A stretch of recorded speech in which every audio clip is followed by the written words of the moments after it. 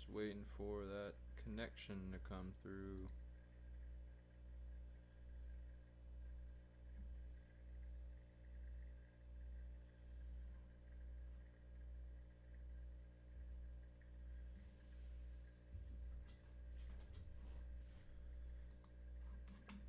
It sounds like my audio is only coming through like on a stereo channel, but it's a mono. Should be mono. Let me see if I can change that. Properties.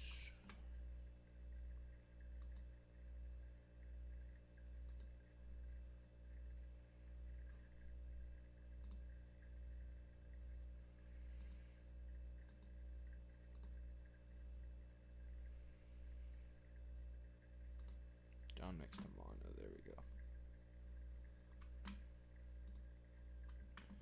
Okay, let me see if that fixed the audio thing real quick. Yep, that did it.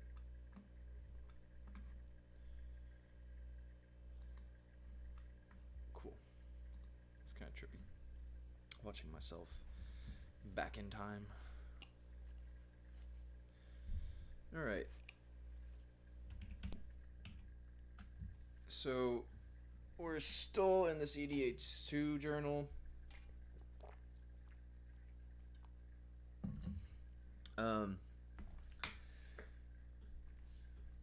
Because I created this data frame yesterday.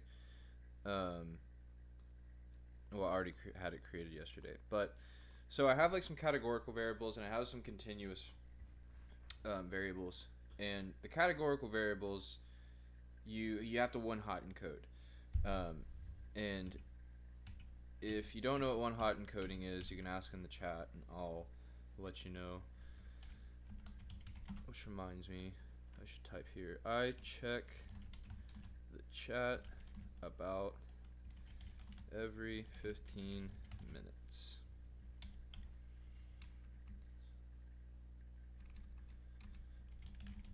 Thanks for joining. Let me spell joining correctly. Oh my god. I can write code, but I can't write English. There we go. Doot. Man, I wish there was like a... There's gotta be a way, I just don't know what it is to, I would like to hear like a ding or something whenever somebody leaves a message in the chat, so I don't have to like remember to check it.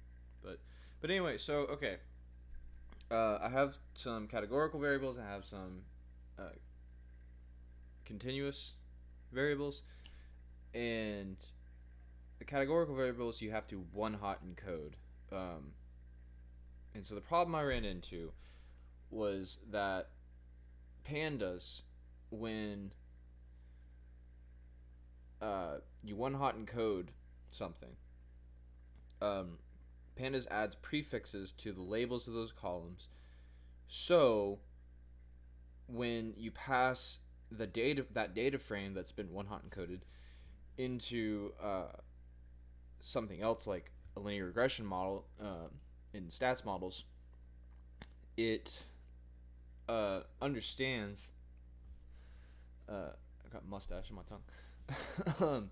It's like stats models, like pandas will let stats models know that, hey, you have like, half a dozen columns here, but they're all for the same variable,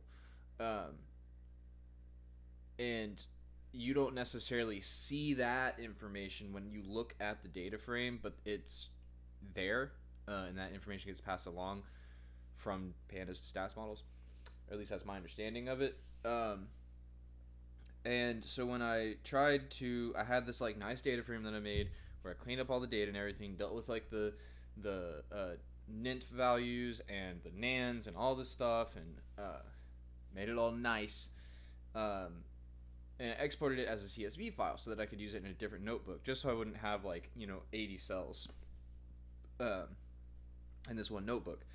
But that information about the one-hot encoding doesn't get passed along into a CSV file, which makes sense because a CSV file is basically a text file, right? It's just raw text that's separated by commas. Like, that's it. So you can think of it as just like one big long string. And so when you like do use like the read CSV function for pandas, all it's really doing is like, so in Python you have this, like in vanilla Python you have a function called you use a string called .split. It's a method, sorry. So you call split onto any kind of string, and you pass in that method what you want to separate it by. And so when pandas does a read CSV file, it's basically just doing that as if you did called .split and you just said split on the commas. Sometimes it's tabs and like other things, and you can do all that, deal with all that in pandas. I'm going on a rant and I'm losing my train of thought. So it makes sense to me that the information that like, hey, these 6 columns are actually like one variable, the fact that that information wouldn't be interpolated into a CSV file made sense to me once I ran into that issue. So what I did was I went ahead and I made this data frame that is all of the one-hot encoded variables. So floors, condition, grade, bedrooms, bathrooms. And you can see here where you pass in this prefix, and that's what helps pandas know everything with this prefix actually goes with that's not correct. Now it is. Goes with this variable, if you will. Man, there's like variables for statistics and there's variables like for coding, and sometimes I get mixed up on like what I'm talking about. Good thing I caught that though. Dude, I thought I could have sworn I fixed this. Okay, this should be bed cats, this should be bath cats. So like bedroom categories, bathroom categories. Grade cats, con cats, floor cats. Okay, cool. So all of these are getting concatenated together into one data frame called hot cats. And so that's just going to be one big data frame with all our one hot encoded variables.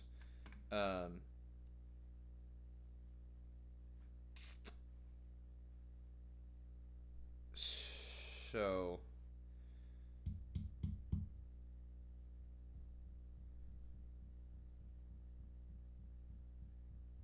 yeah, and then so and then I concatenate hot cats with X. So I actually don't need all these. Originally I didn't have it all in hot cats. I just had like the 4 individuals. But now I should be able to do hot cats. So that'll concatenate together like the original cleaned data frame with all my predictors and then it'll concatenate that with the one hot encoded predictors, and then it's just dropping the original predictors since I don't need like the original column because they've been one hot encoded over here. So I don't want like duplicitous data that would cause multi-collinearity. I don't need that right now. So as you can see, the kernel's been, there's no kernel running right now. And I'm just checking to see any more typos or anything weird like that. Like I just found one. This notebook is not ridiculously long, but what is this about? Breakpoint.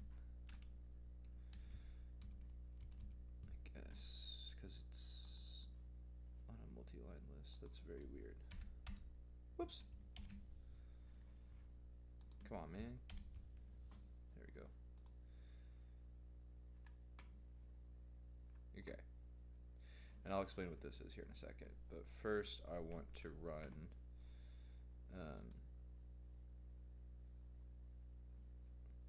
everything above this cell. And that's going to take a second.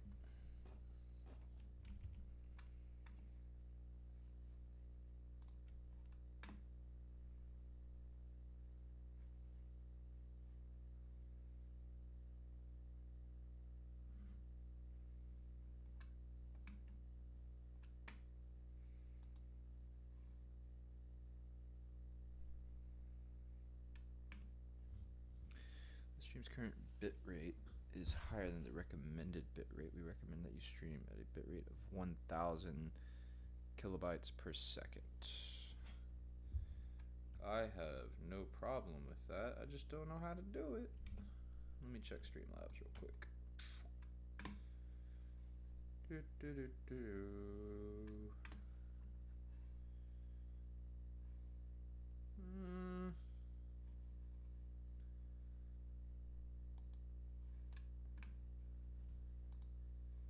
You cannot change these settings when you're live. That's fair.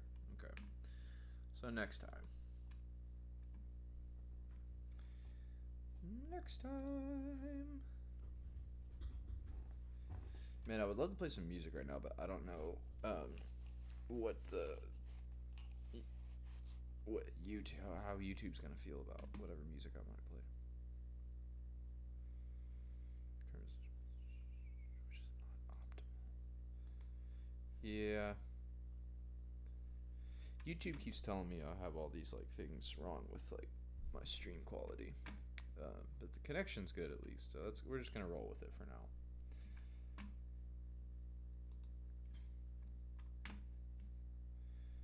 Okay, cool. Yeah, I went ahead and ran this Jark Barrett test here. I didn't really need to necessarily, because you get that here, but it's good to see that I'm getting, I believe, the same score doing it manually versus using the stats model API. Right here. Yeah, so our kurtosis is absolutely massive. Like the standard normal distribution is like 3, and we have basically 10 times that right now. So that means that instead of having like a bell curve shape, I think that means that it's probably still got a hump, but it's very fat. Maybe almost like a triangle and not a bell curve. The skew, I believe you want to be as close to 1 as possible. But regardless, we have a heavy positive skew here, so that means that it means that we are left skewed. So our left tail is much longer than our right tail. That means that our mean is quite a ways away from the median, which is not ideal for a what's it called? Linear regression.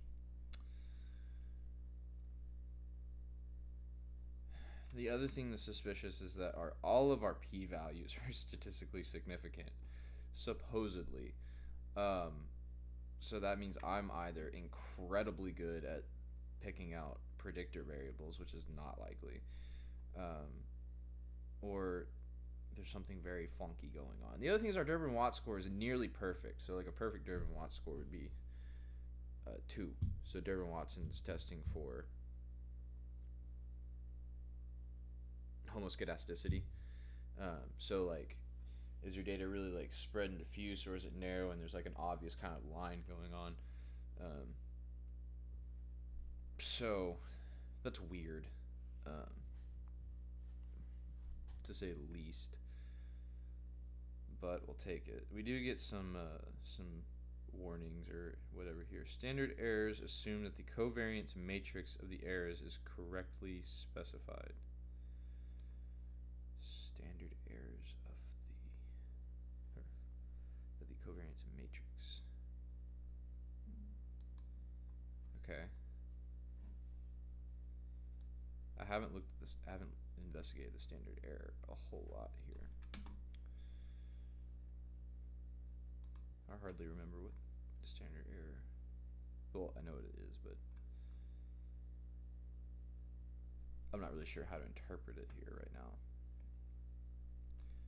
That's pretty. I know that like the bigger this number is, the more unreliable the variable probably is. So anyway, we did our variance inflation factor. Like 3 of them were remotely acceptable. So like the level ratio, day of the year, and age are in an acceptable range. Everything else is so astronomical it's not even worth looking at right now. And then, yeah, I did my root mean squared error and all that stuff. This is all basically just, these numbers are so huge that like they don't even really mean anything in particular other than like the data is just kind of like all over the place. We would like those numbers to be much smaller, to put it simply. Took some notes here, some observations on my initial linear regression. I'm going to transform the data, probably run another linear regression on it, and then create another data frame to go into EDA 3.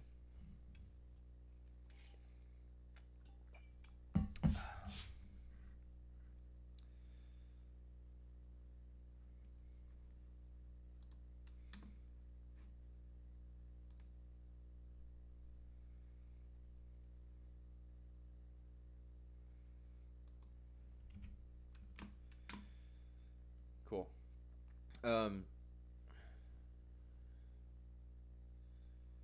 So you'll see here, we'll go ahead and check out this bad boy. I don't know why this is even down here. We should move that.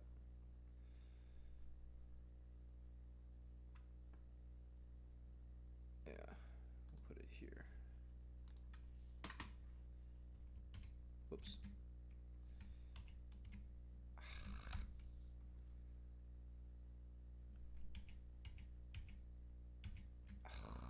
Damn. If I go here, yeah. I accidentally pressed copy again instead of paste and I lost it. There we go.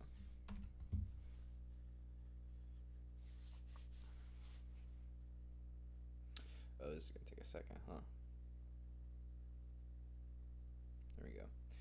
Okay, so you'll notice here, we want this stuff to resemble a bell curve.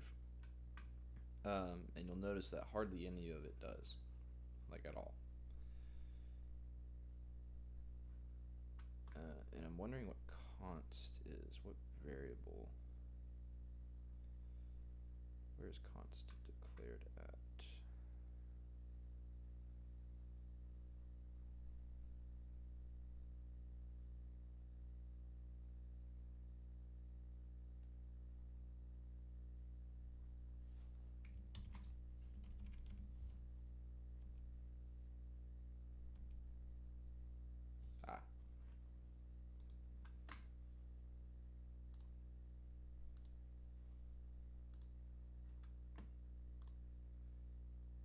Okay, so that's just the labels of all the stuff, because obviously you can't visualize on a histogram one hot encoded data. So this is everything that has not been one hot encoded. So it's all our continuous variables or features. So obviously, like, none of this like is even close to a bell curve. Square foot of living, 15. Maybe level difference probably is the most standardly distributed. Day of year's not bad either, but this is all not really like good for a linear regression. So what we're gonna do is we're gonna log transform some of those variables, and that should scale the data so that it's closer to normally distributed. When we do that, we end up with a lot of nan values, which for pretty much everything, like especially like square foot and like relative living space and that sort of thing, those are meaningful zeros. And basically NumPy is like seeing that zero and thinking that it's a nan value because it's zero. In this particular instance, those zeros are actually meaningful. So, like for example, for relative living space, this is square foot of living in relationship to square foot of living 15. Square foot of living 15 is the square footage of the 15 nearest houses to a given house. And so relative living space is an engineered feature that represents the difference there. So if the value in this column in any given row is 0, that means that house that row represents is the same square footage as the nearest 15 houses. So that's a meaningful 0. So we're replacing those nan values with zeros. This is I don't know if this is smart or good or whatever, but we're trying it. Basically, we get a lot of negative infinity values when we log transform, and it's way too much data for me to like feel comfortable just throwing it out. It's well over 5% of the total data. So what I did was I looked up like the maximum value for these specific features that had the nymph values, and I'm just replacing any nymphs with the negative of whatever the max value is. And so like the stats model still knows that like, you know, this value is the least like lowest number in the data set, but it's not negative infinity because you can't pass negative infinity into a stats model. So I should probably run this cell.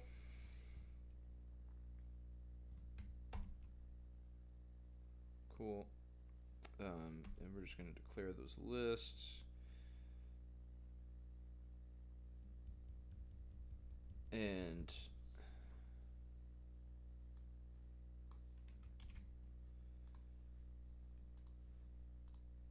I'll show you here what's going on.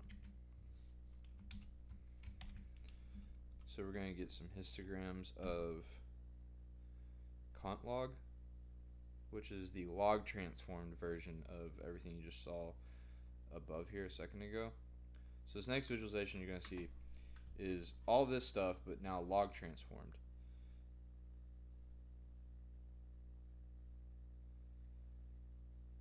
And so you can see here like square foot basement had a bunch of nymph values.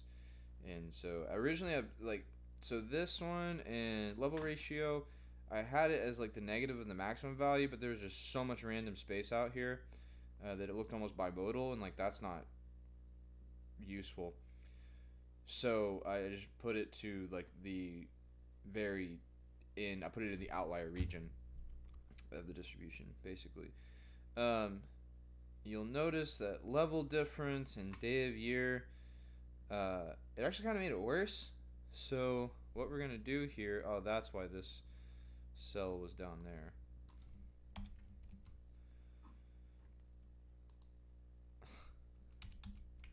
Or I already have it, it's still on my clipboard. So we're going to run this cell now, and we're just going to replace those two features with the original data because it was more normal than the log transformed version. And we're going to wait very patiently for my dinosaur of a computer to, yeah, cool. And you'll see now that day of the year is back how it originally was, so there's level difference. So everything here is still pretty jagged, but it is closer. It looks more normally distributed, at least, than before. So I'm wondering, is there a scatter method I can call on a data frame? Like if I do contlog dot scatter, no, okay.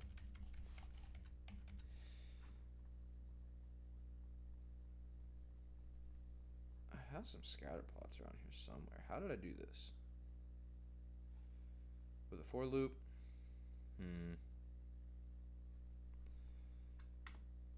I don't know if I want to bug with that right now. Same with the I think I use the same for loop basically, yeah. Yeah, we're not gonna worry about that too much right now. So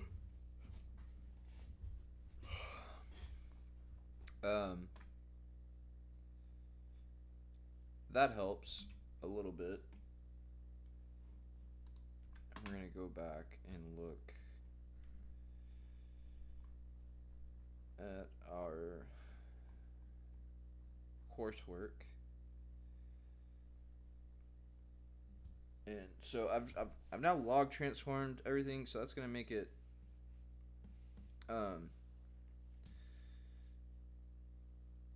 here we go. Log transformation can help reduce skewness when you have skewed data and help reduce variability of data. So in other words, it's gonna pull it towards like a normal distribution, which is one of your assumptions for linear regression, that the data is normally distributed.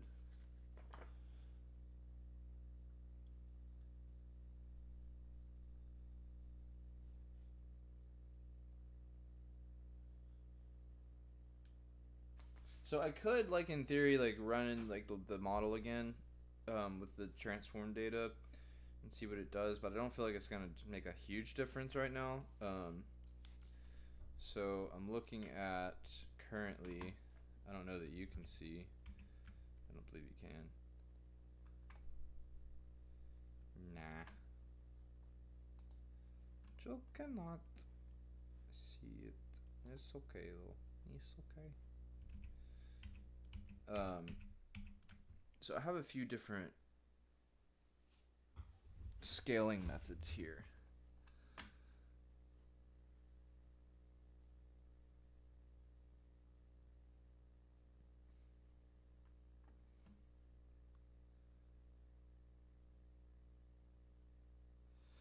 So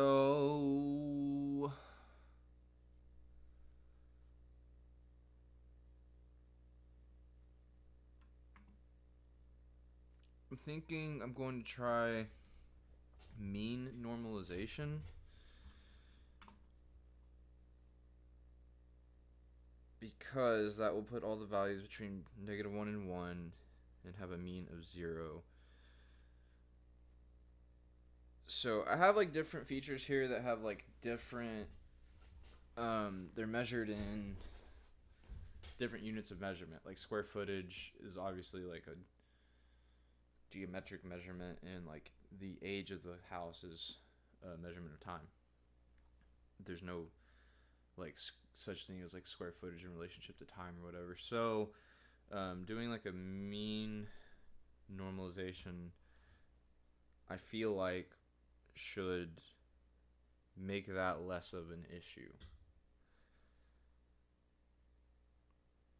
I just have to remember how to do mean normalization in Python.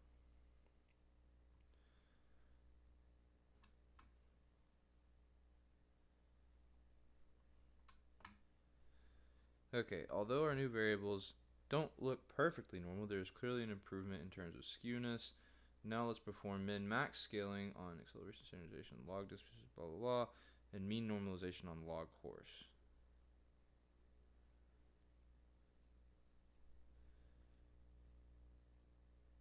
Okay, so you're doing min-max scaling. I'm looking at this goal, like the lesson right now.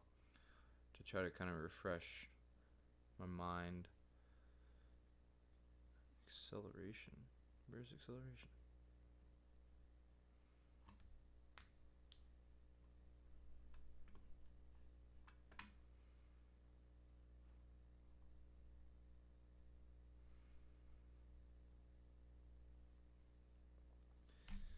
So it sounds like it's kind of, I don't know, I'm really tempted to just do like the same transformation for like every feature, but I feel like that's probably not the right way to do it.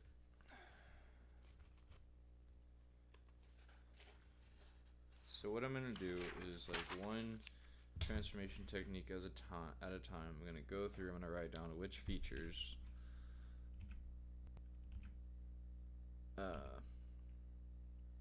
need to be transformed with that particular method.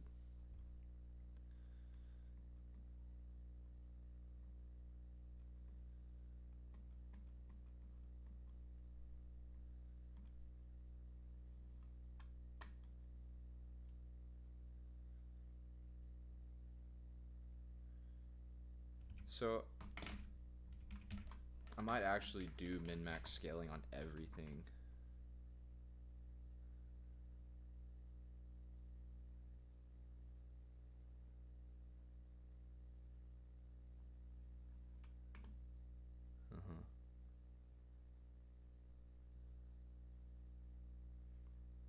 Because we have a lot of negative values in here too, which makes sense, but if we min-max scale everything, then yeah. So to do a min-max scale,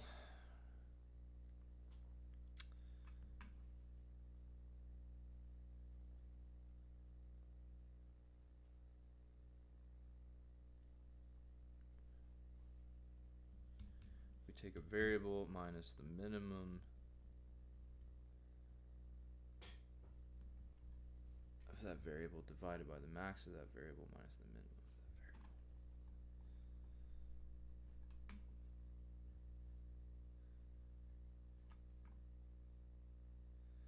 I need to write this formula down. So x complement equals x minus the minimum of x over the max of x minus the minimum of x. So I could plug that into a for loop. This way of scaling brings all values between 0 and 1.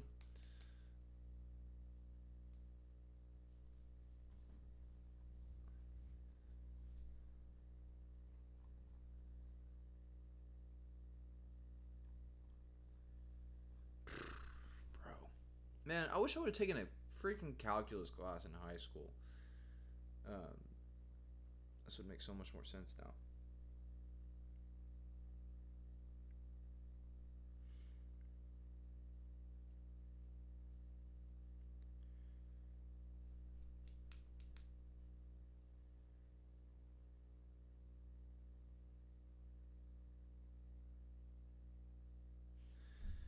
What if I just did standardization?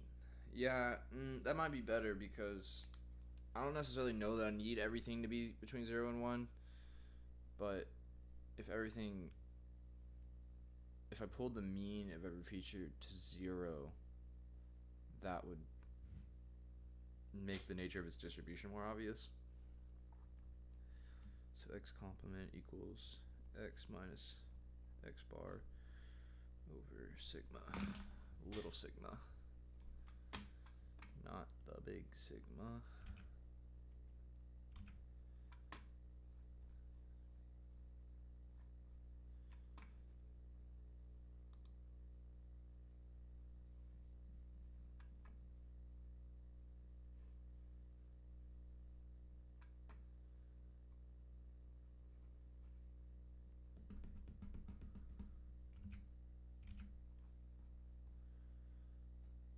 Standardization.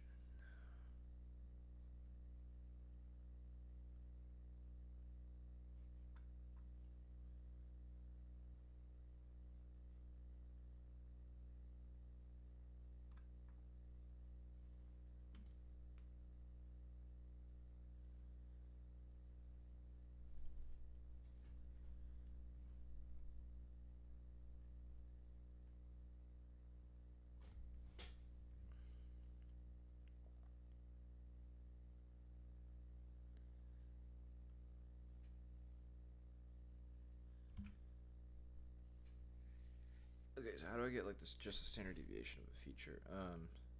I think I can do np dot, yeah. And I could do like cont log.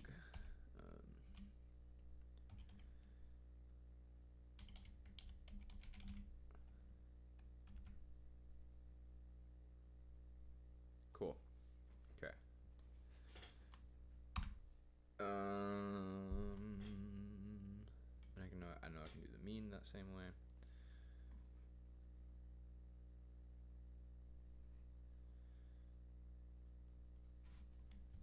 So for a feature in cont log dot columns, I want x bar equals np dot mean dot feet, and let's just see if that's like iterating through our for loop correctly first. So we'll just print x bar. Looks like it's gonna work. Nope. Spoke too soon. Cannot perform reduce with flexible type. I have no clue what that means. Cont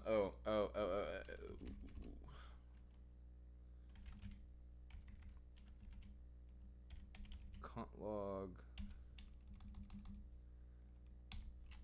Oops. Feet, because I was just calling like that string name, not the actual feature itself. Cool.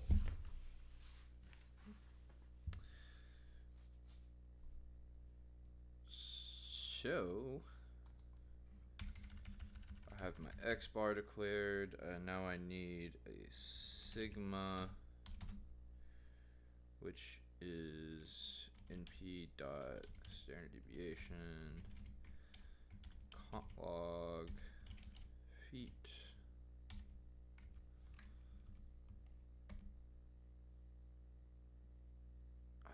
That red squiggle in VS Code, like, it doesn't bother me in Microsoft Word, but in VS Code for some reason, like, it's just kind of like in your face. Like, I know it's not correct syntax yet because I'm not done writing the line of code. Like, leave me alone.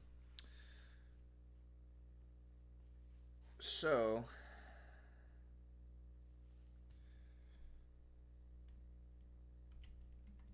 x complement equals, see, like, I know it's not, that's not correct. Like, please let me finish typing. Anyway, cont log feet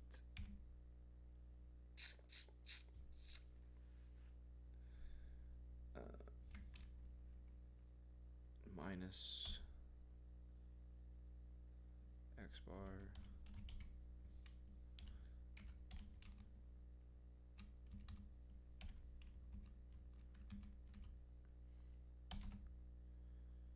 divided by sigma.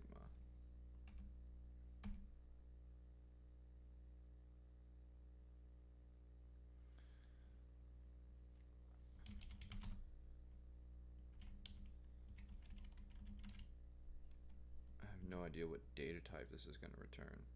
Oh, why am I putting return on a for loop? Okay.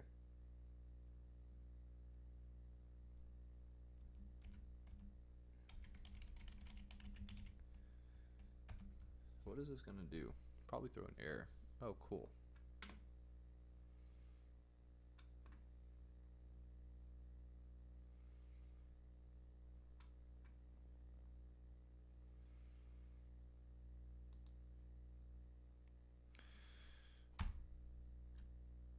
Whoops.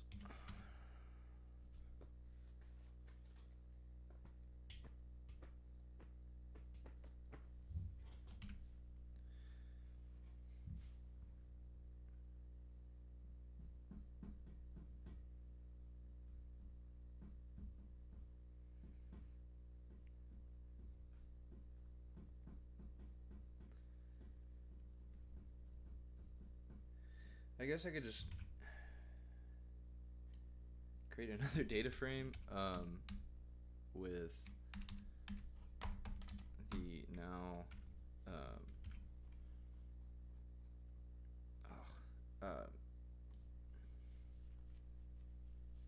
standardized.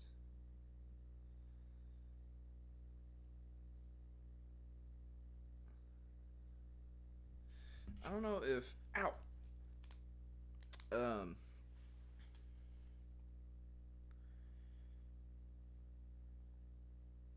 like I know how to do all these like transformations and normalizations and whatever, but I just like I don't feel confident in my understanding of like when to implement which one, which is upsetting to say the least. This is standardization.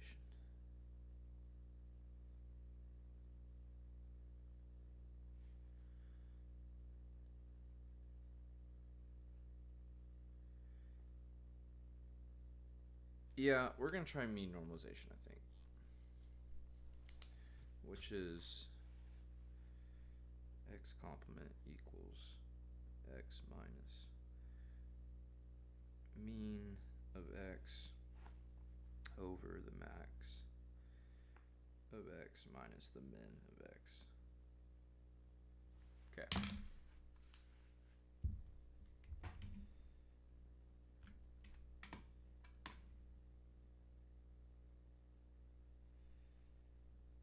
So I don't need sigma if I'm going to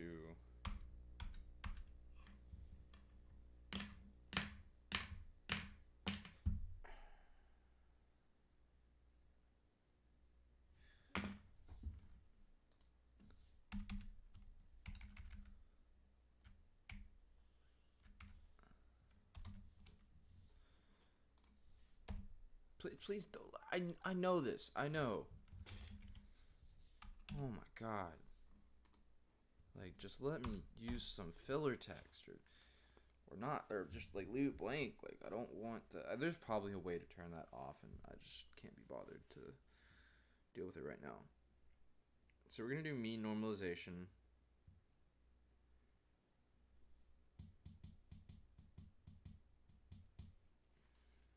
So it's the feature minus x bar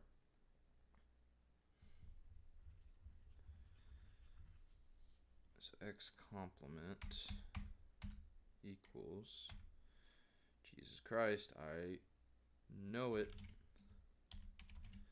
cont log feet minus x bar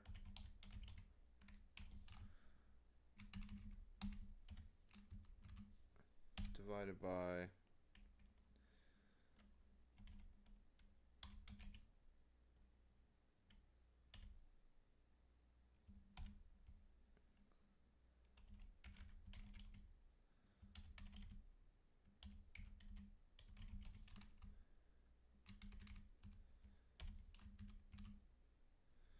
one of these days I'm going to learn all the sick keyboard shortcuts for VS Code, and I'm going to type like so fast.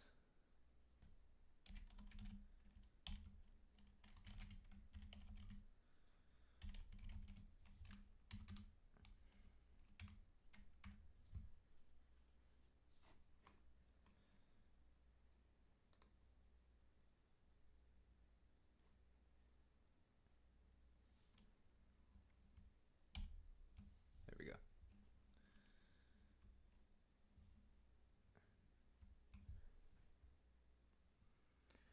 So I know this is going to normalize the means.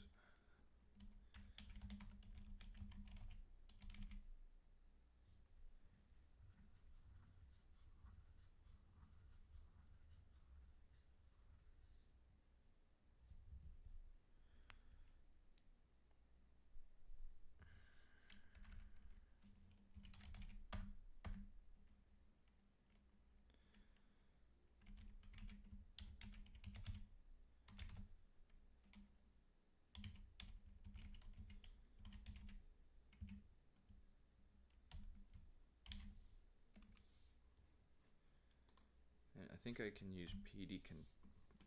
Do I concatenate it?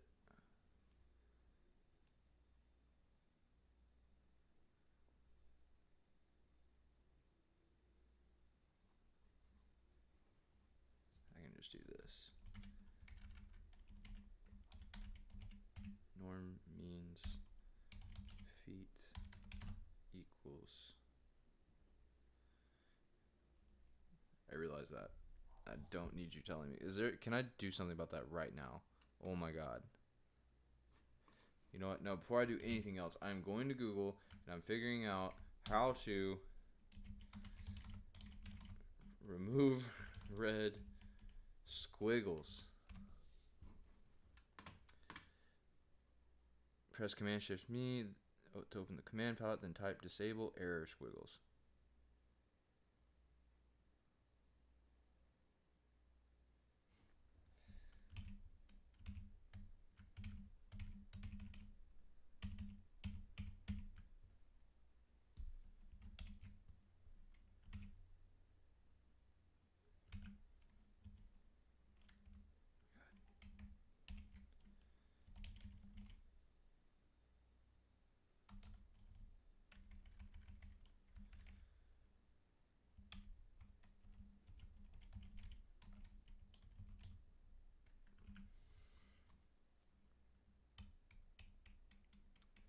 Thanks, Stack Overflow. That was not correct information.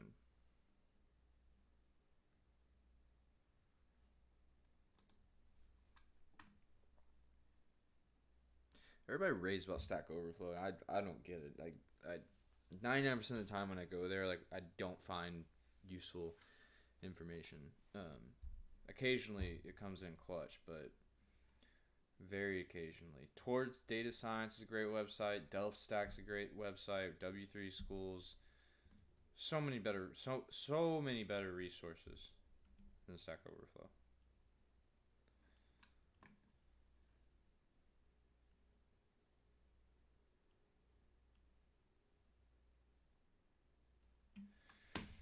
Bro, you practically need a certification for VS Code alone just to like get it to work the way you want it to. Okay.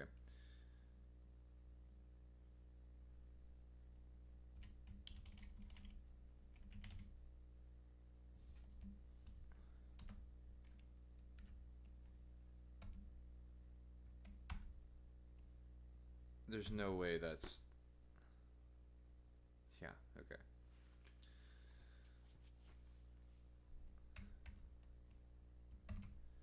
Please don't throw any... Oh my gosh, that's amazing. Okay. Norm means...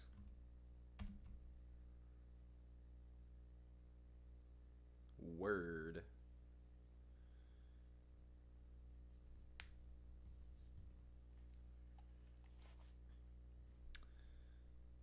So let's pass that into the histogram.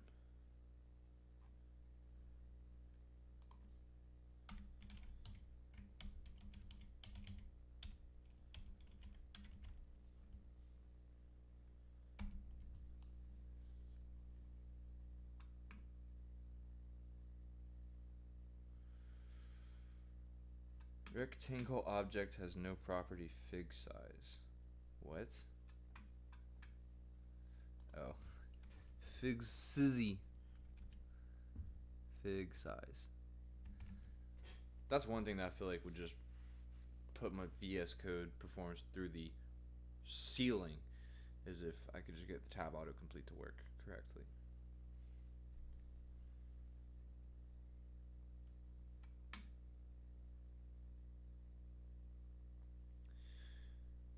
Okay, cool. So I'm pretty cool with that. We basically have the same shapes and distributions as the log transformed data. It's just everything's mean is at 0, which is good. Or it makes it easier to like read and interpret. It also makes me more questionable about like features like square foot basement, obviously, if we were to adjust for outliers, our mean would probably be closer here to like this central hump. But that's just so much data. I can't like we're either gonna have to throw that feature out entirely or keep it as is. We're probably gonna end up passing into the next regression model, and depending on the p-value and the variance inflation factor, we might throw it out. I'm kind of hoping that it has just like a stupid high variance inflation factor, and they'll give me a good excuse to throw it away. I'm just very like not psyched about getting rid of data, you know. It's kind of like cutting hair. You can get rid of it, you can't get it back. I guess you can technically get it back, but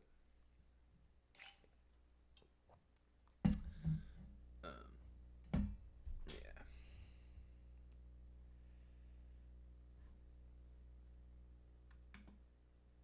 So that's cool. You know, I'm thinking we could also, just to get that visualization kind of, we could just run the same for loop for a few different transformations. So let's try like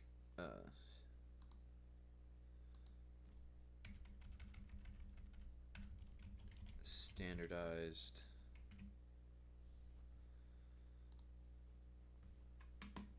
and I keep like wondering, like, should I be including my categorical variables in this?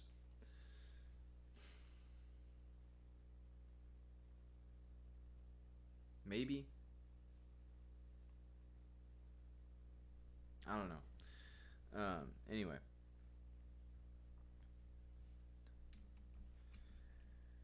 So we still need X bar. Now we need sigma.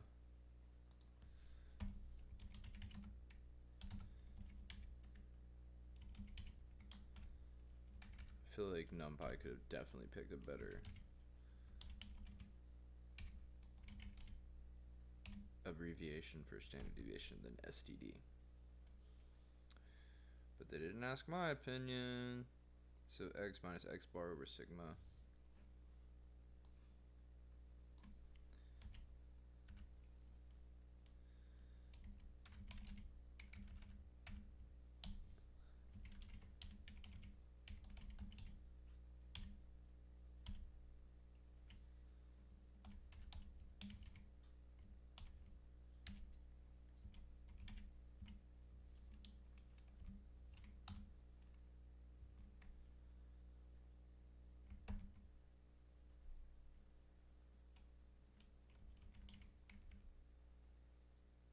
Oh, no, I didn't.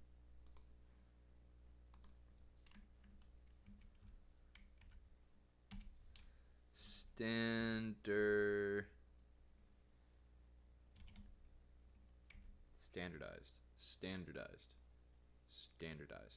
That's how you say that. Standardized.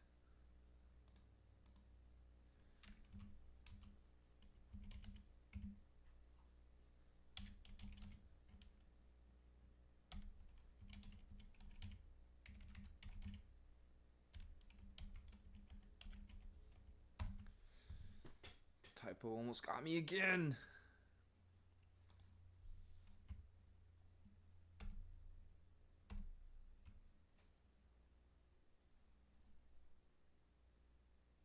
What?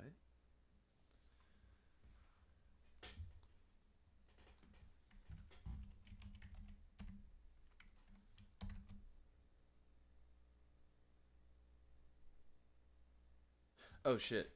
Oh shit. Oh shit. Oh shit.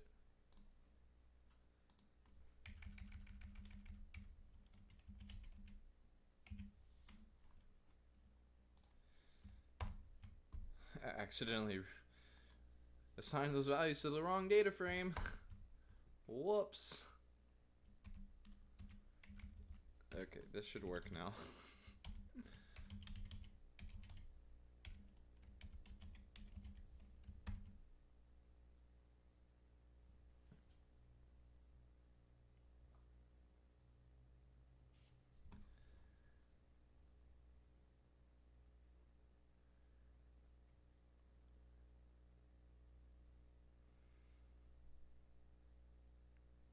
Mm-hmm. Mm-hmm. So again, this is pretty much like it, pulling everything to where its mean is at 0.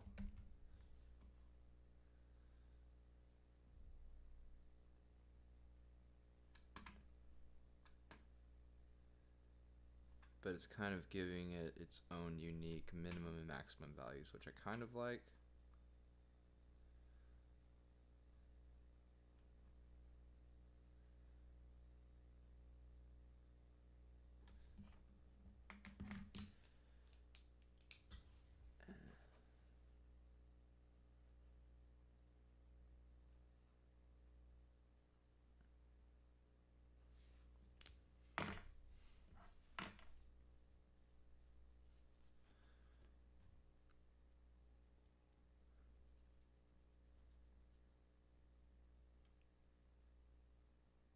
I'm getting very like, so you know I'm like thinking.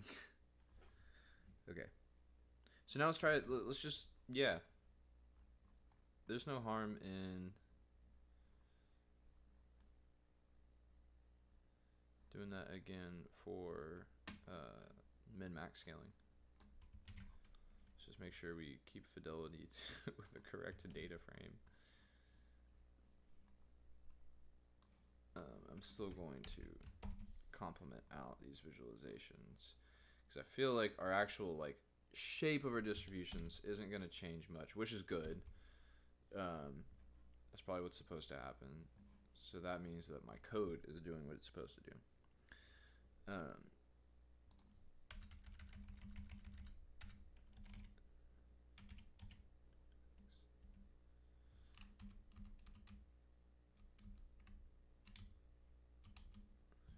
So I don't need sigma. And I don't need X bar here actually either.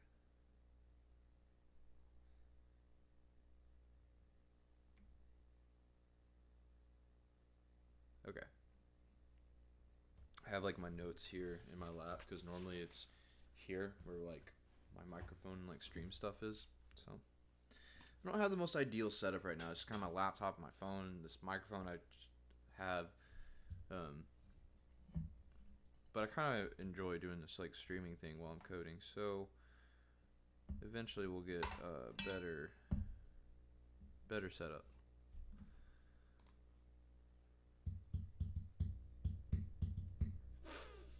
What was I doing? Oh yeah. Okay, so we're min-max scaling everything. We're just gonna delete all this. So we need to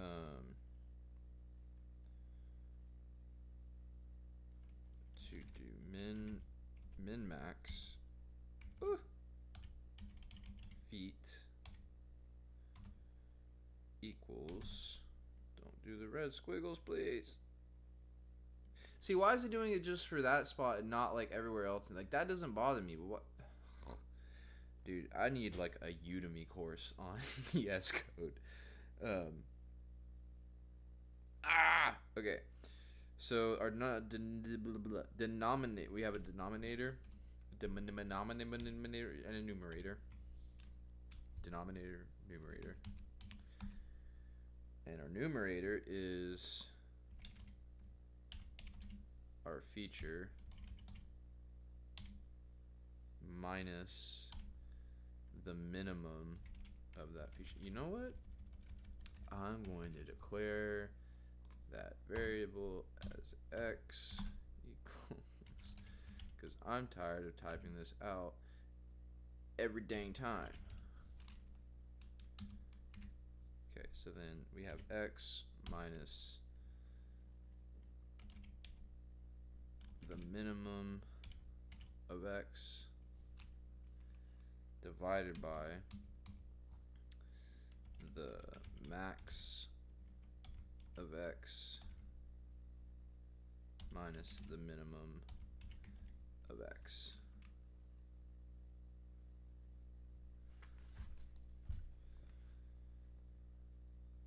x minus min x over max x, right? Minus min x. Okay. That's what x complement is.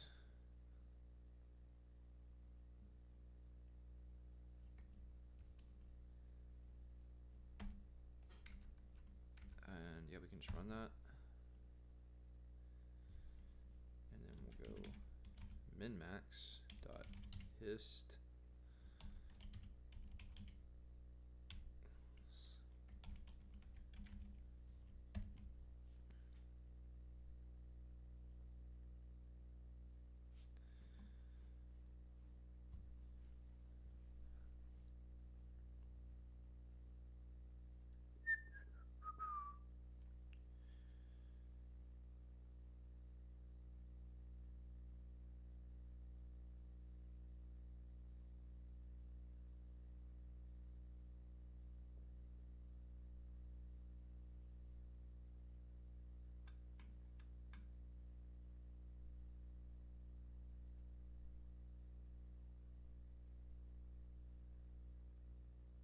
So I think I actually like this the best.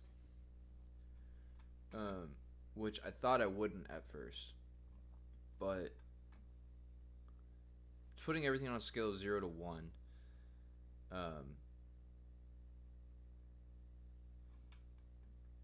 which, because I have different units of measurements for these features, for some reason, I can't articulate why, but I feel like that is better for some reason.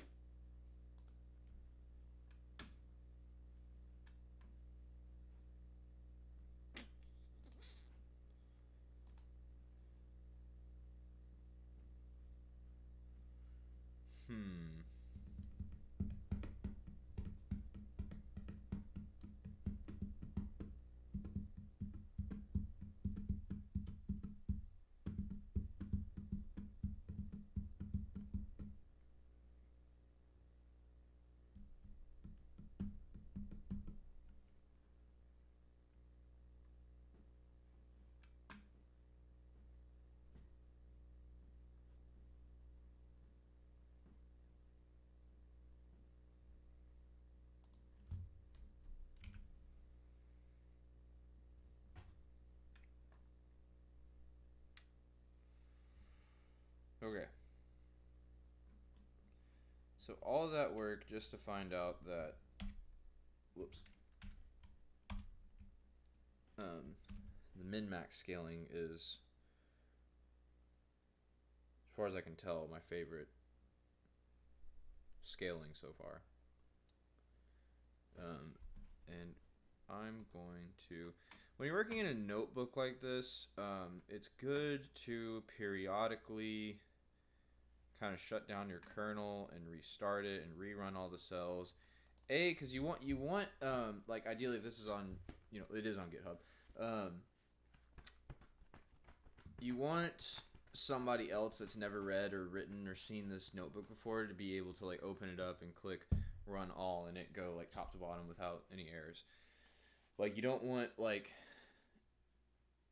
a variable called in cell 2 that's not declared until cell 5, and when you're kind of doodling, sometimes that happens. So rerunning your notebook and clearing your kernel will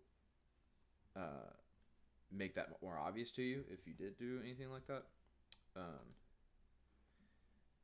And it makes it easier for other people that have not seen it before to kind of follow along.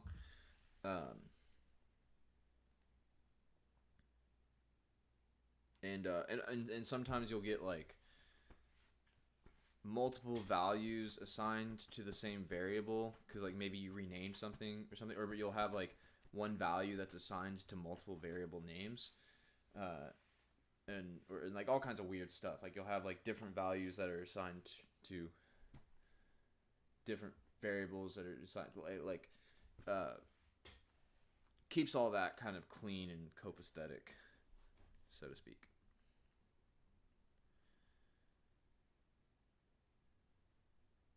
So that's for transforming all my continuous variables. I don't think you're supposed to do this sort of thing for categorical variables, but I don't know that for sure. So I think what I'm going to do now is I'm going to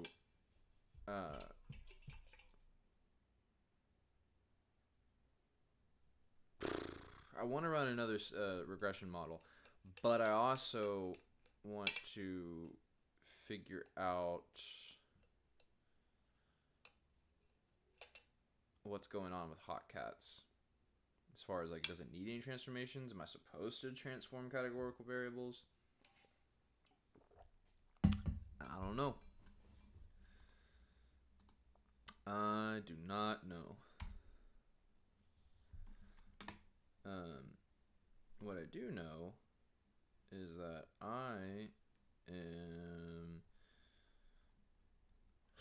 going to take a break from the coding real quick, and oh good, we ran everything.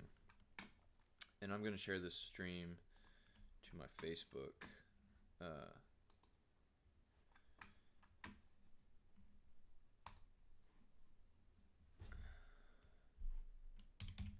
Just to let my friends know I'm doing this.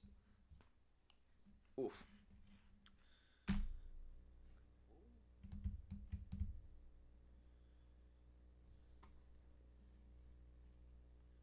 Oh no.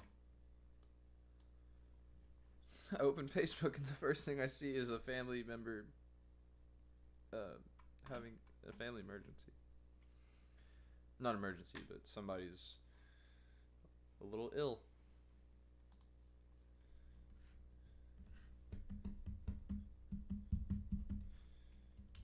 Come hang out with me on my YouTube live. I don't know. I have like 4 different camera lenses on my phone. And I don't know which one to look at. Hopefully you can't tell the difference. Yo, what is going on with my cursor? What the heck?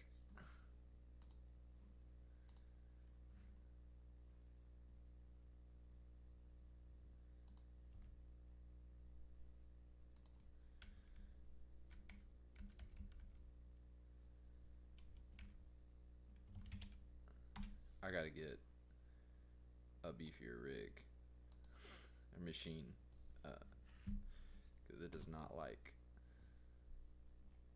doing YouTube and Facebook and streaming and coding all at the same time. I've said that every single stream I've done now, so should maybe look into it. Come hang out with me on my YouTube live stream.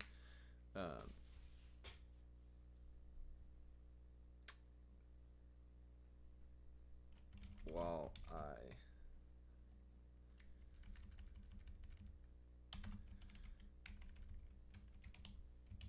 currently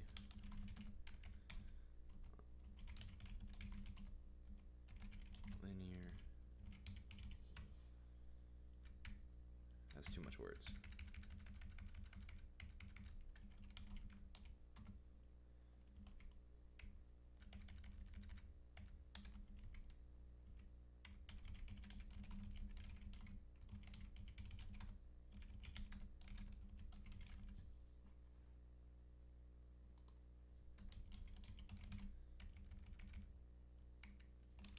How do I word this?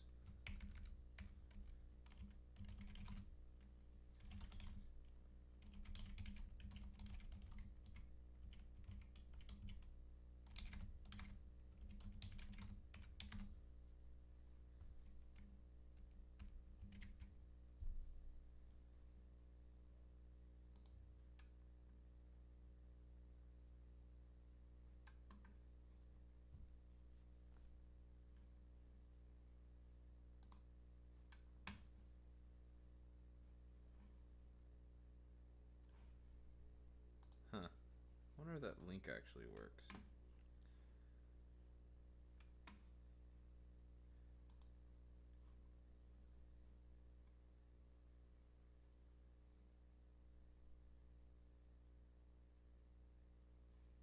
The stream URL should be where I can like share it, right?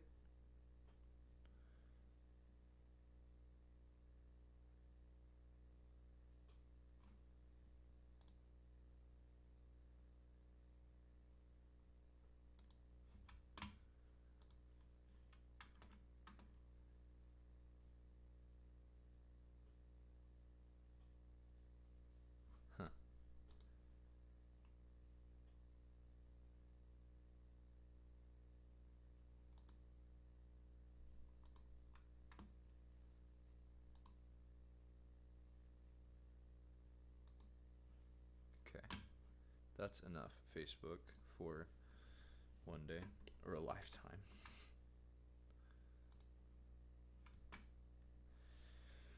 All right, so log transformed the data that needed it, I min-max scaled everything. I'm going to look at if my one hot encoded categorical data needs any kind of transformation. At this point, I don't think it will. I don't think that's how that works.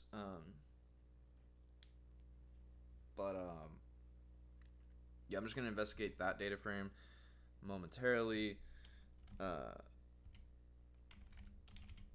then we're probably going to concat it with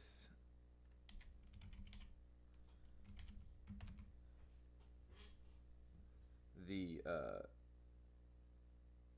transformed continuous data.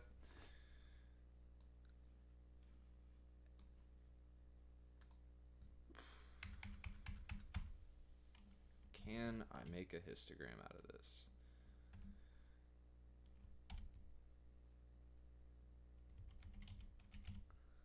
I don't know why. I always get anxious when I'm like doing things when I'm programming that I'm not like sure about.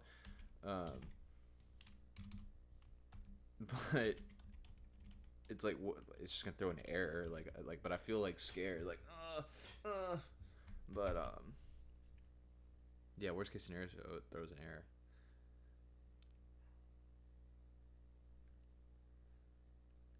Yep. Called it. Let's see what the error was. Oh my god. It wasn't even the data. It was me doing my Fig Sizzy again. Fig Sizzy. I'm wondering if Pandas is gonna like, based on those prefixes, like when it one hot encoded it the first time, it's gonna know to like put it all together. I don't think this is gonna work. I think it's stuck in a while loop or something. My computer does run a little bit slower when I'm like streaming while I'm doing this, but yeah. That's what I thought. Because everything's either 0 or 1, so it's gonna be bimodal. There's no point in like visualizing it on a histogram. Okay. That's what my intuition was. Now that I'm seeing it, I'm like, yeah, makes sense. Because everything's mean's gonna be like some decimal number. Okay. So I think what we're going to do now is we are going to concatenate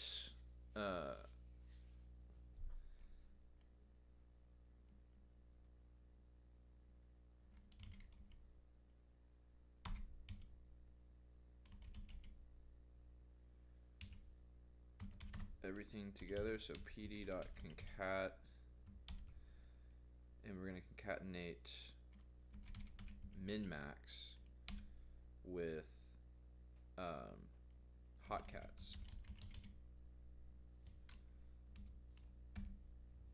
And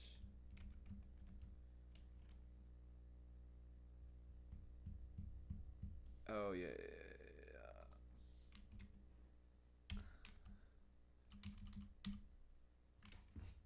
So the first positional argument is your data frames, and then I think, do I have to pass an axis here? Yeah, I think I do, to let it know that I'm concatenating by columns and not rows.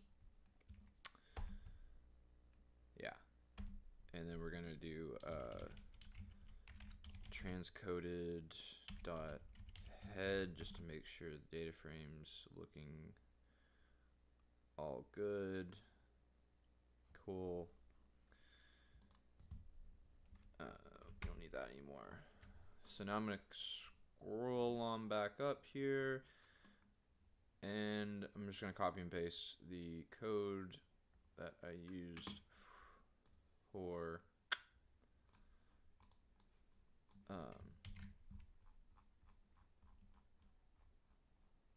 the first linear regression model. Let's get that out of the way.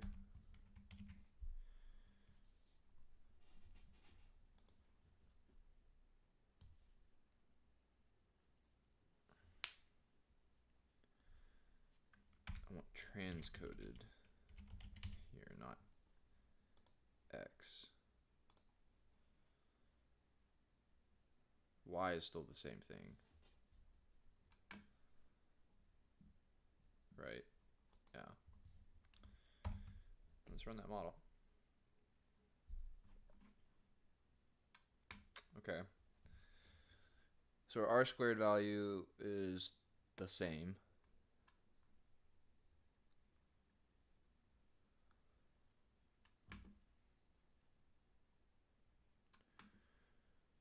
We have a few features with p-values that are worth throwing out. Okay, I see what's going on. So probably should not have dropped.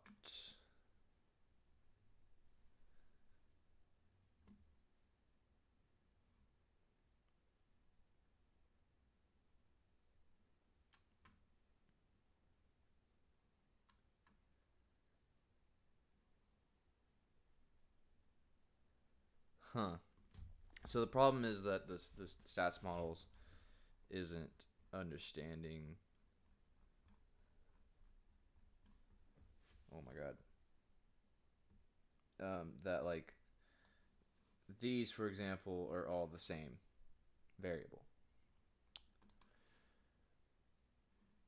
So it makes sense that just this segment or subset of bedrooms would not be statistically significant. Obviously, you need like the whole feature. So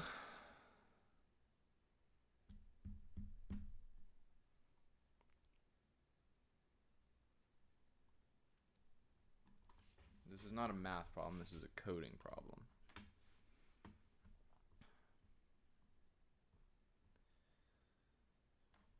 So when I pass it into this model,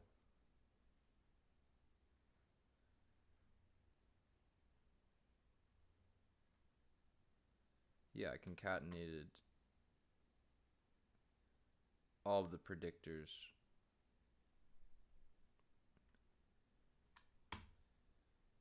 with hot cats and then dropped. I did drop it and it still understood what was going on.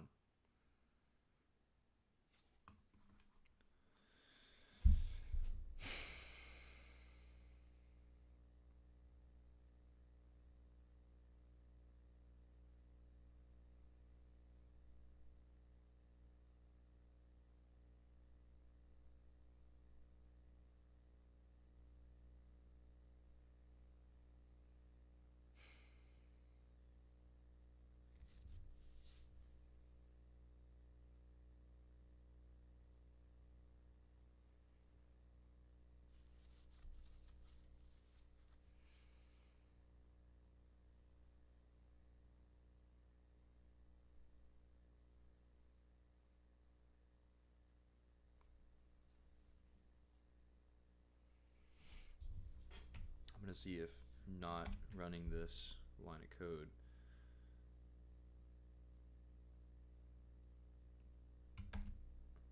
would make a difference in our model. Doesn't look like it does.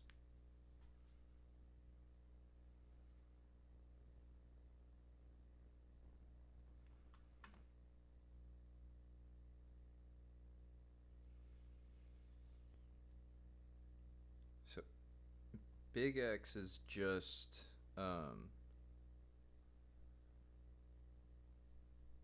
our predictors. It's like everything besides price, but like the raw data. So I concatenated hot cats to that, and it worked fine here. So how come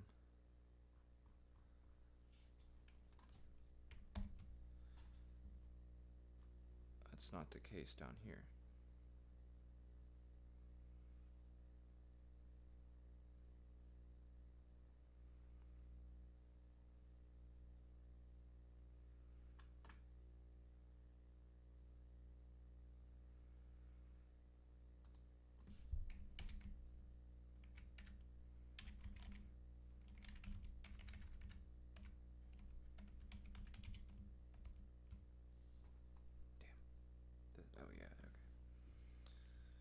it's an attribute, not a method.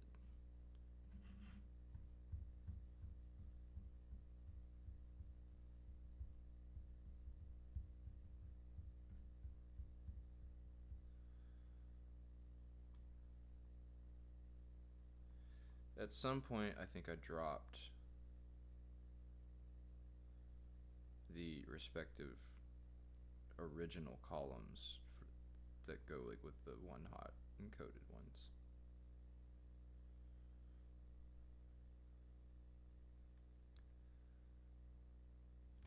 But where?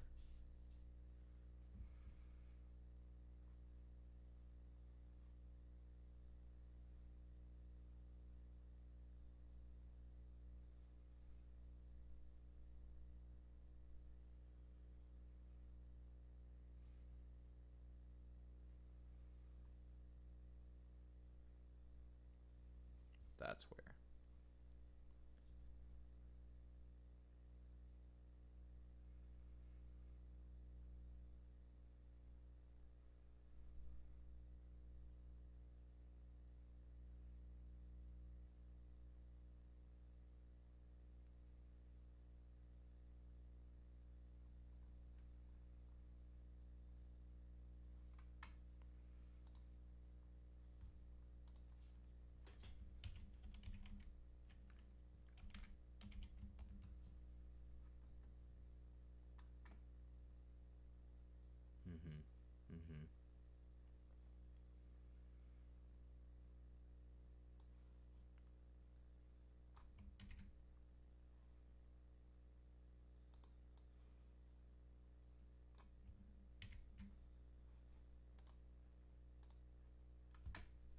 So this is another great example of why you want everything to be able to run top to bottom. Because now what I'm thinking is this should at least partially fix what's going on. It's not going to, unfortunately, log transform this stuff. I don't know why this can't be put into a for loop either. I think I was being dumb.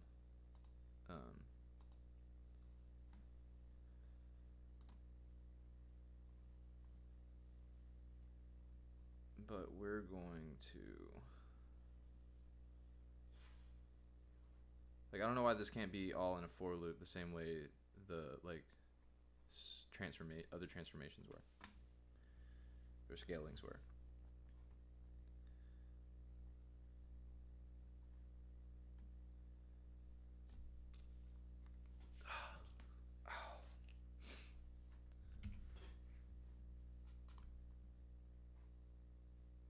Whoops.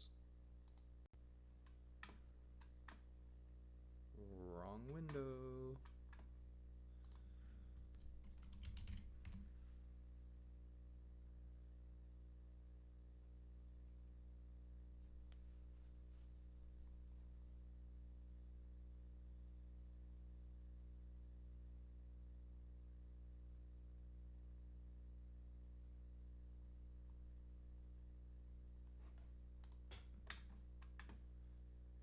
I'm just kind of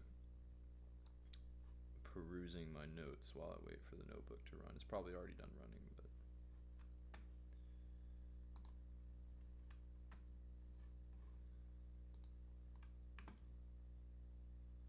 Oh, it's not? Okay. Woo!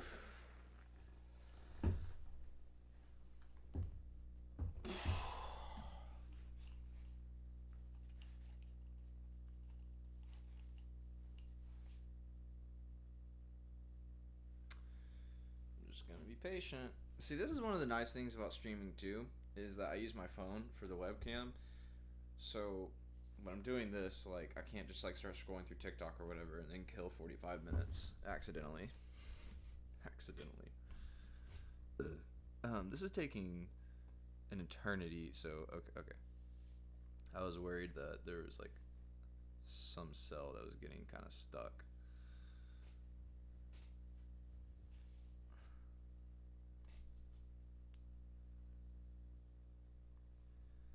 I'm I'm probably going to comment out these visualizations just because every time I do this, they take an eternity to run.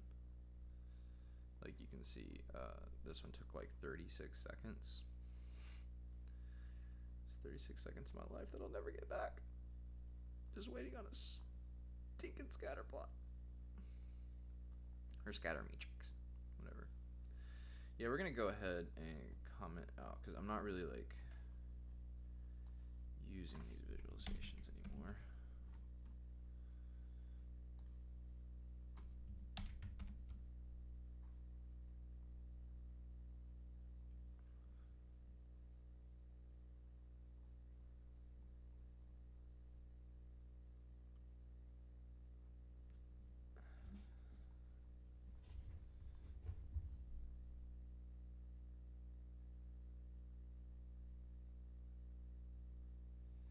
Yeah, okay, so back to the original question.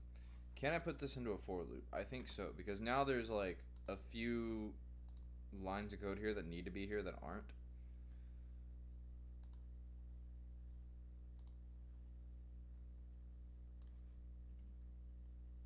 So I'm going to use that same variable name for the data frame, but I'm going to go for feature in contlog.columns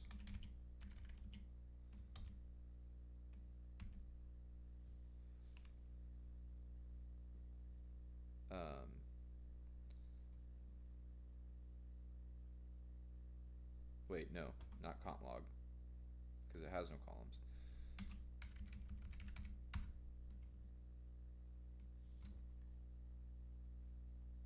Whatever that list was, const. Probably shouldn't be named const. It's not very idiomatic, but we're just gonna roll with it for now. That's also not a data frame, so. Okay, what data frame am I calling this on?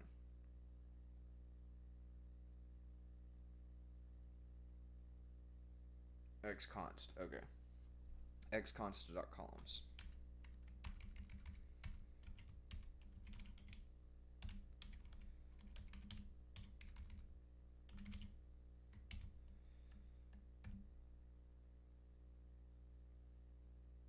I feel like columns should be purple.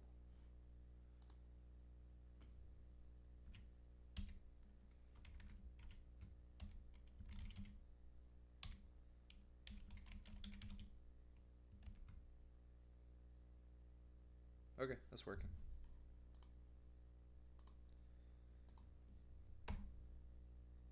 I need contlog feet to equal np.log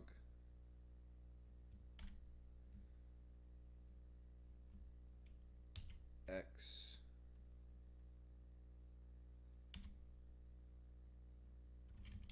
feet.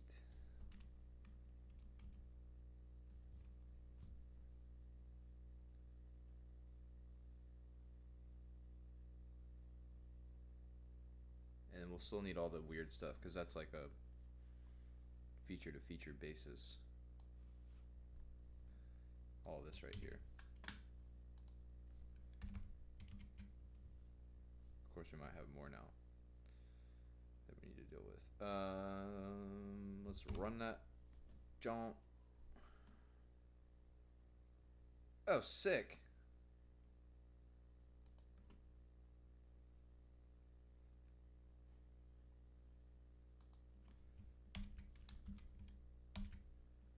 Let's double check this before we just delete this whole cell, but I think we're gonna be able to get rid of like all this junk right here.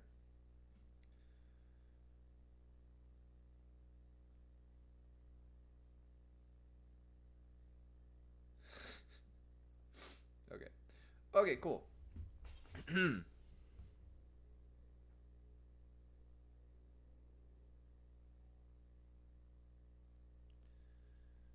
floor's condition and grade should not be in here.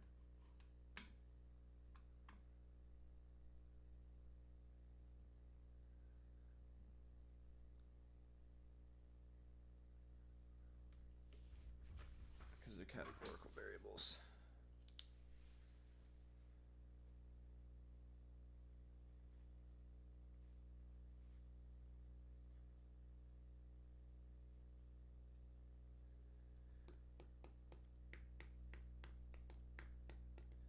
Relative living space and lot size look like they're categorical, but I know that they're not. So that's interesting. I really like those variables because I came up with them. They're those features, but we might have to end up throwing them out. And then bedrooms and bathrooms are also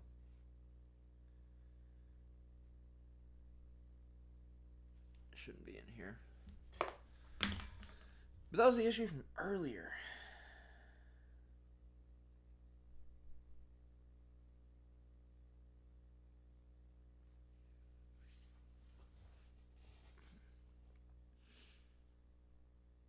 I was thinking about taking a walk, but it's dark outside. I might go for a walk anyway.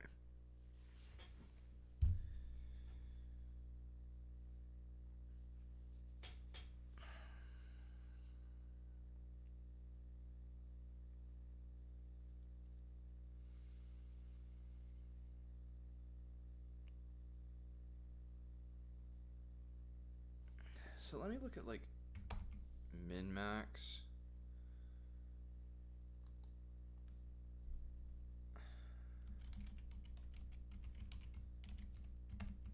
And X.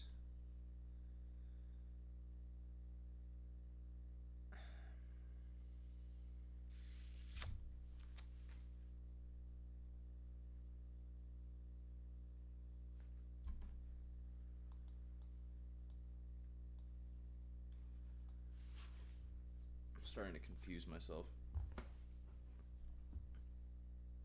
So floors, condition, grade, bedrooms, and bathrooms are all categorical variables, so they should not occur in like the log transformations or anything like that.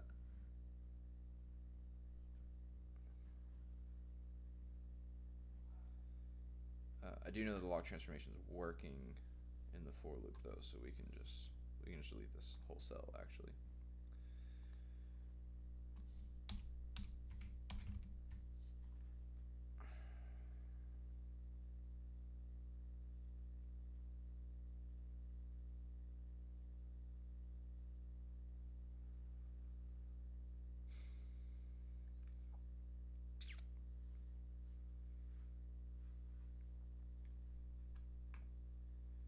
So this is all coming from const.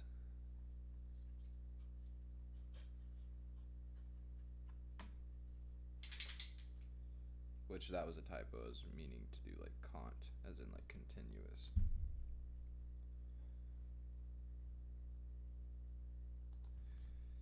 So now I'm remembering why I removed all this stuff.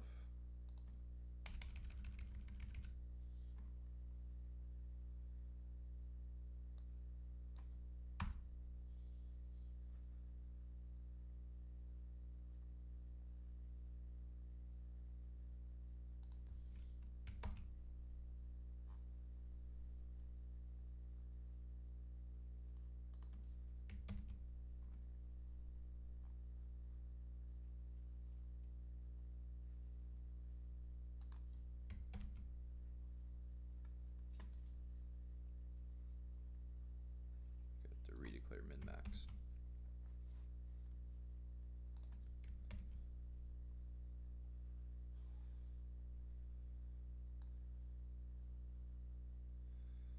So this is good. We have all our continuous variables. And they've all been log transformed and scaled, min max scaled.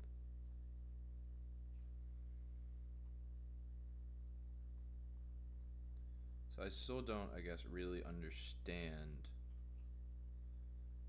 y.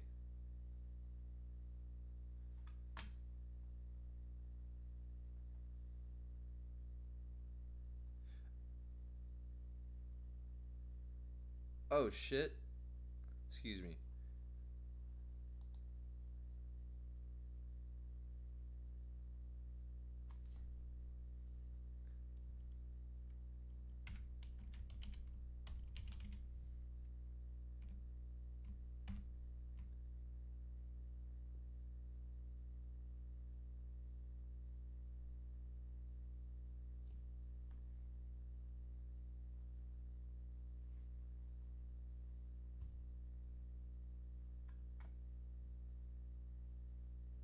So that's basically means this is a pretty weak model.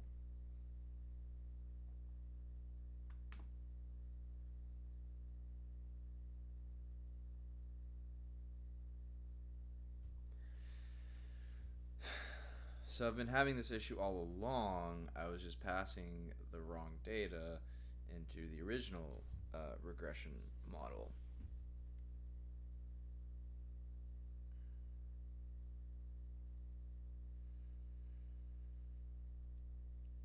So there's something I'm not understanding about one-hot encoding or specifically how to pass one-hot encoded data into stats models.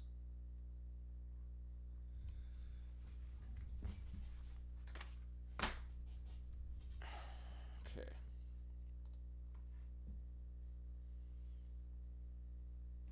So I'm probably going to be on this other window here for a second, so I'm going to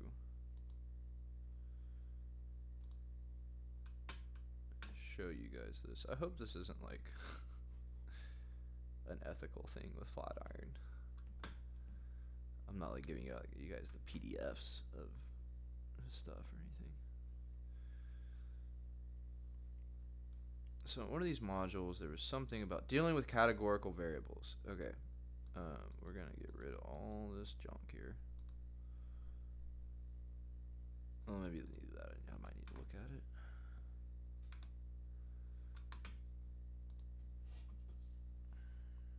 I can also go and look at the lab.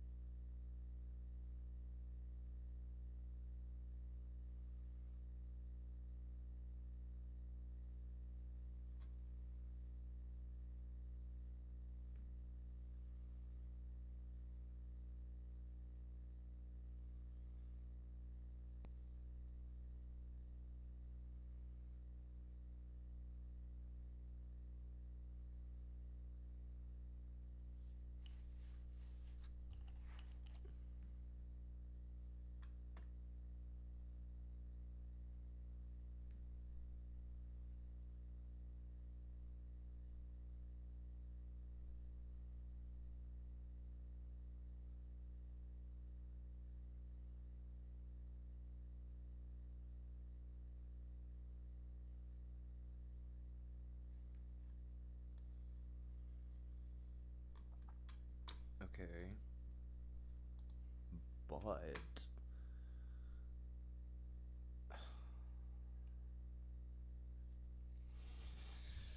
that didn't really explain to me at all.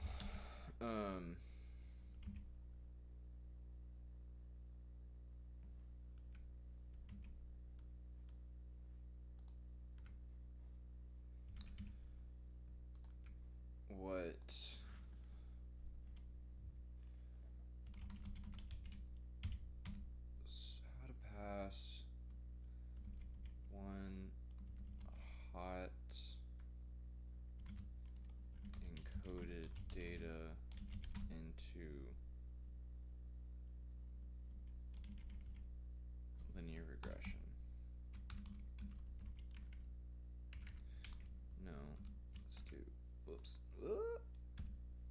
care about the HTML.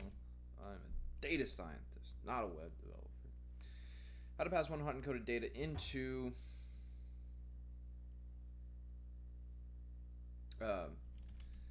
stats models OLS.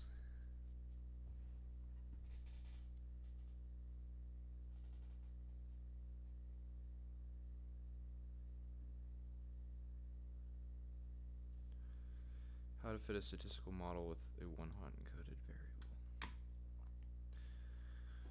Great, Stack Overflow. Then I ran mixed effects regression, which worked fine. Blah, blah, blah. I don't know what mixed effects regression is.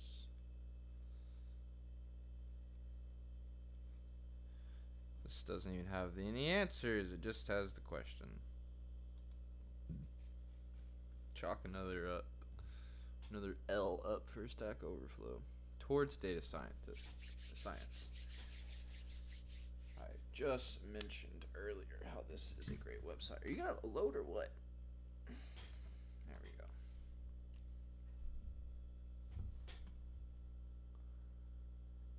I've been sitting in this chair too long. I'm getting very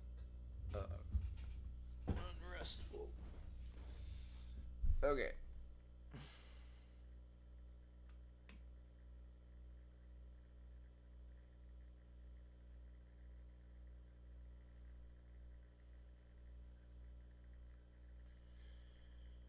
Bro, I don't want to know about this stuff. I want to see some code.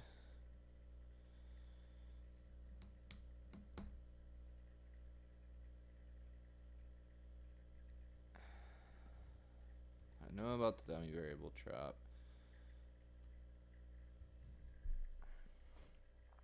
Oh my god, okay.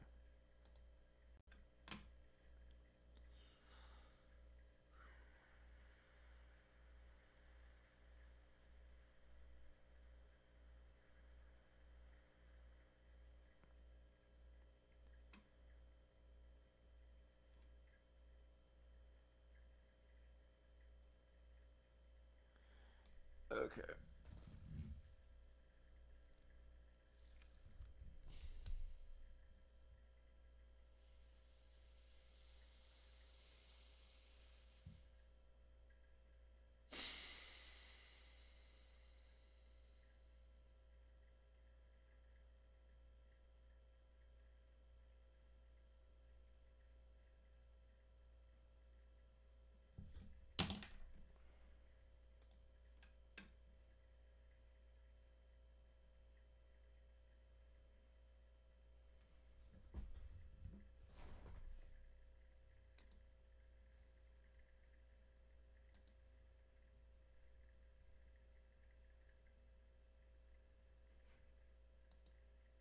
What is this? Oh, I remember what that is.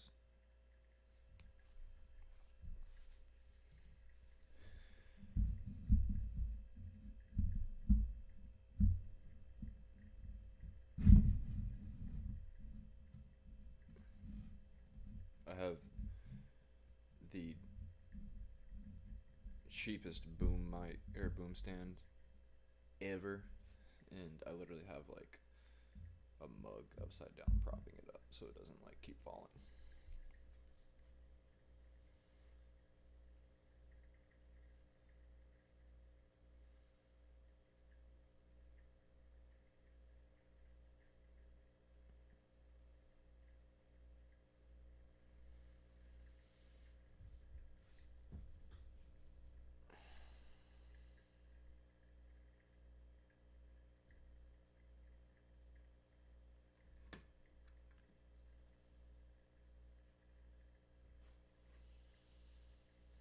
That's not the error that I'm not getting an error. I just okay. So what I said that I thought I understood about pandas and stats models at the beginning of the video was wrong.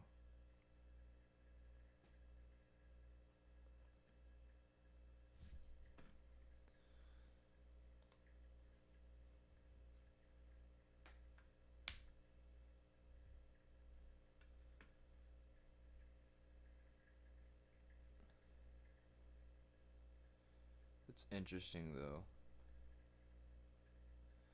that like the fact that it has like a third or a 3.5 floors, whatever 3.5 floors is, that might be like an outside balcony or something. I don't know. Is not statistically significant, but if it has 1.5 or 2 stories, is statistically significant.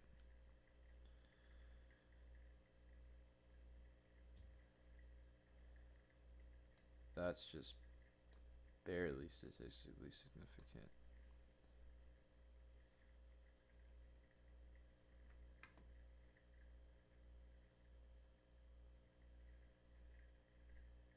So, wow.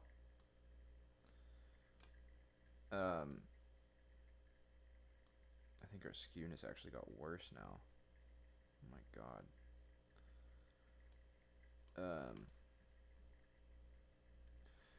But our R squared value got better.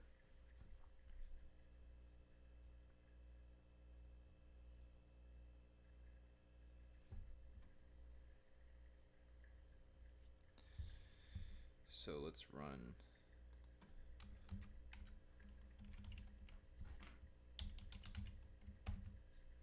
a VIF on model data.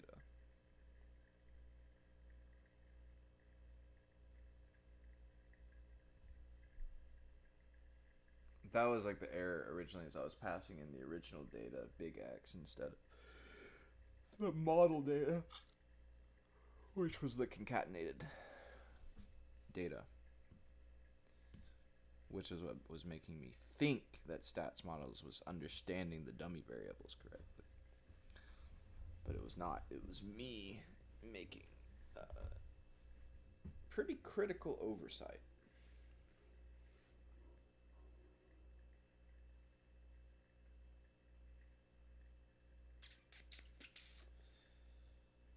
I'm probably not going to keep this stream up much longer.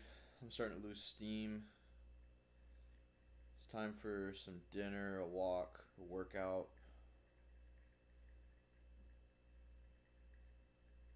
I'll get back to it later.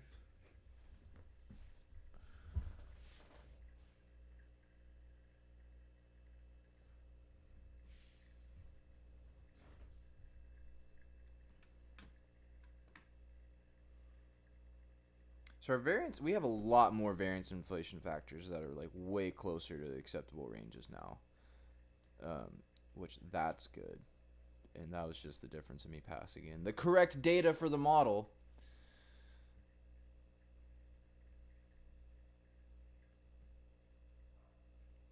This is all correct. Okay.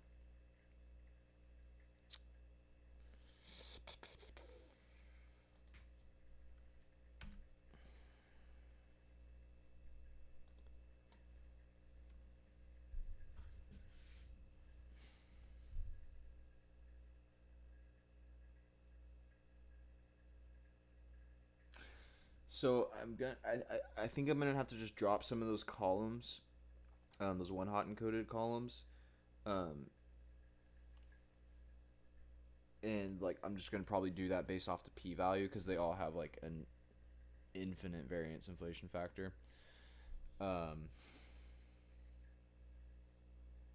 yeah, I'm just gonna go back and look at all their p-values, and I'm gonna take notes on which ones are above 0.05.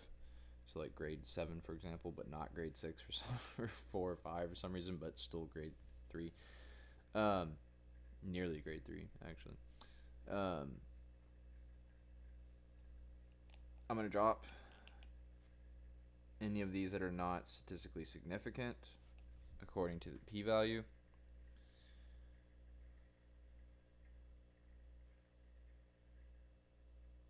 And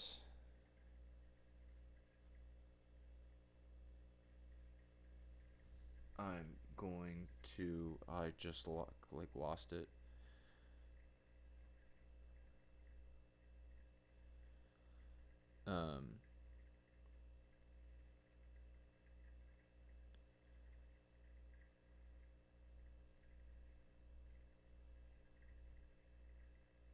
That makes sense. Yeah, so I'm going to drop the statistically insignificant one hot encoded columns, I'm going to drop. I should probably write this down.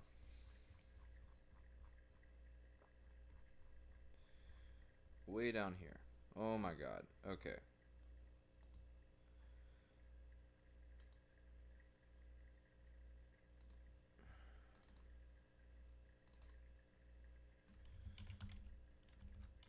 Drop insignificant one hot encoded columns.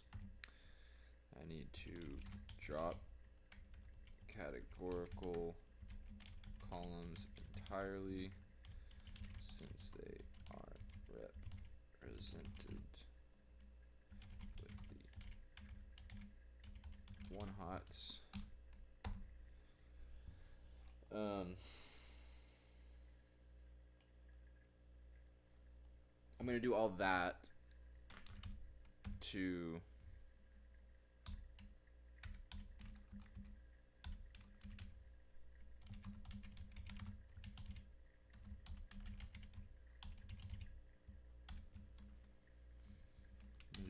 the initial data, the model data, and then I will run the transformations on that data and see how the new regression model turns out.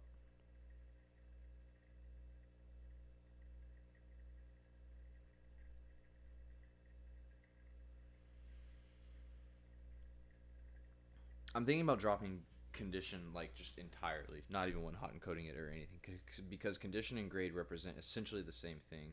Grade is just a little bit more granular, and in the original data dictionary it's a little bit more specific. So grade actually refers to like if the house is up to code or not, and like that sort of thing, versus grade is just, or condition is a little bit more like like is it nice or not, or at least that's what the available information sort of says.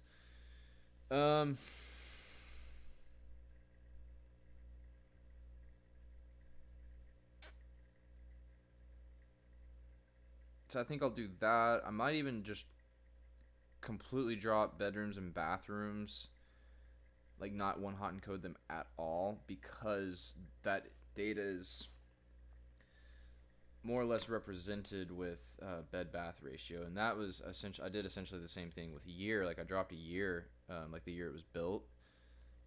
It should be around here somewhere, or no, not anymore, because I have the age of the house right here, which is essentially the same information, right? Like the year it's built and how old the house is the same information.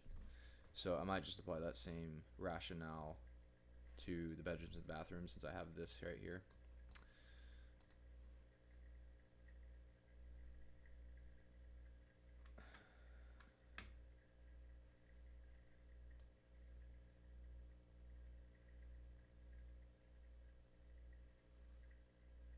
Yeah, I'm just gonna have to kind of rethink how I'm engineering the data,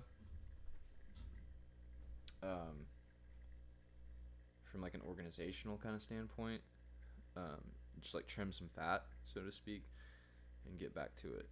So my microphone's not quite picking everything up.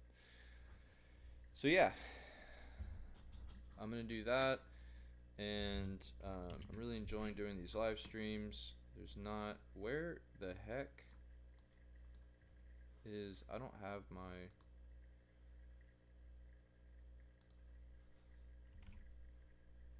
deal. Oh, y'all are still looking at Google right now. My bad. Whoops. I've been looking at my notebook for the past, I don't know how long. And I've just been looking at Google. I am so sorry. Like I said, I am new to this like streaming thing, so I'll figure it out. But it's really fun. I think it's good for me to sort of hear my thoughts and ideas and things out loud. It definitely keeps me off my phone while I'm trying to do work. So I might make this a little bit more regular of a thing. And Yeah. Yeah. All right. Well, I believe that's it for the stream today. Yeah, we're right about 2 hours. I'll do it again tomorrow. I figure I would do this every day, so for probably 6 or 7 hours. So might as well do it. I think like a couple hours a day, an hour a day, maybe. I'll just do like a daily study stream thing. Yeah. So till next time. All right. That's it.